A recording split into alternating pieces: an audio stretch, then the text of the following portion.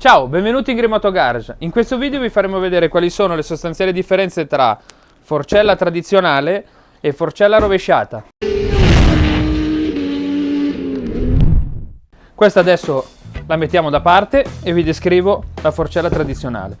È il tipo di sospensione più utilizzato per facilità di costruzione e di montaggio. Pensate che la prima applicazione risale al 1935. La struttura base di una forcella tradizionale. In sostanza sono due tubi che scorrono uno dentro l'altro. Il tubo più piccolo viene denominato stelo, il tubo più grande viene denominato fodero.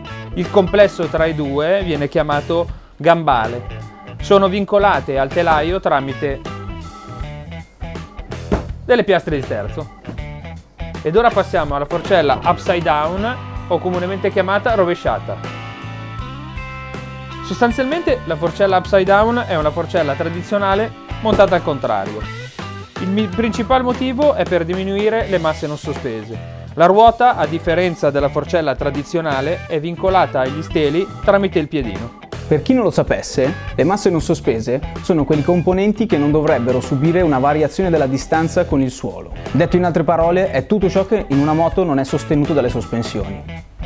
La forcella rovesciata presenta anche qualche svantaggio. Il primo è un consumo dell'olio maggiore, il secondo è una maggiore esposizione degli steli e il terzo la sostituzione dell'olio più articolata. Parliamo ora dei vantaggi. Avremo dimensioni più contenute a parità di escursione. Inoltre una maggiore rigidezza torsionale. Al posto di avere vincolato alle piastre gli steli, ci saranno vincolati alle piastre i foderi, che con un maggior diametro ci permettono di avere una forcella con una maggior rigidezza. Inoltre, avendo un fodero lungo e uno stelo più corto, avremo maggior rigidezza torsionale.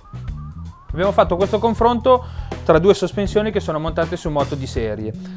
Tradotto in sensazioni di guida quelli che sono i vantaggi e gli svantaggi delle due sospensioni, con una forcella upside down avremo maggior stabilità in frenata e un maggior feeling in centro curva, quindi durante la percorrenza delle curve.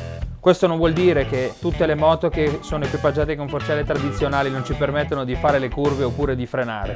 Certo è che, per quello che vi ho detto prima, questa forcella vi darà qualche vantaggio in più. Spero di essere stato chiaro e di aver soddisfatto la vostra curiosità. Ci vediamo nei prossimi video di Grimoto Garage. Ciao!